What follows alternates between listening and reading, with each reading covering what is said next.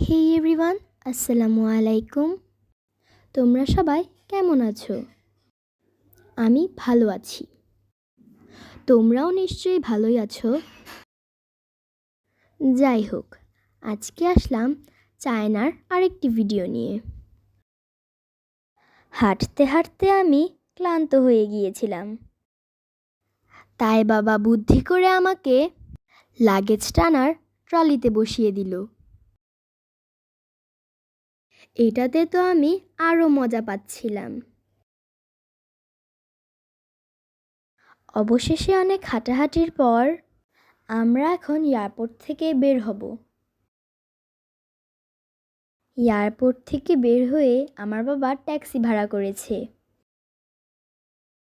Guangzhou বায়োন international airport থেকে আমাদের হোটেলে যেতে 1 ঘন্টা সময় লেগেছিল,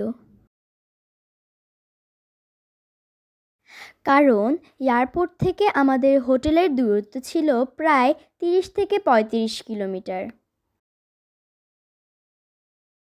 আমরা ইউএশিও ডিস্ট্রিক্টের শিন হোটেলে ছিলাম। আপনারা দেখতেই পারছেন, আস্তে আস্তে ভোর থেকেই দিনের আলো ফুটে উঠছে। অবশেষে আমরা হোটেলে পৌঁছে গেছি।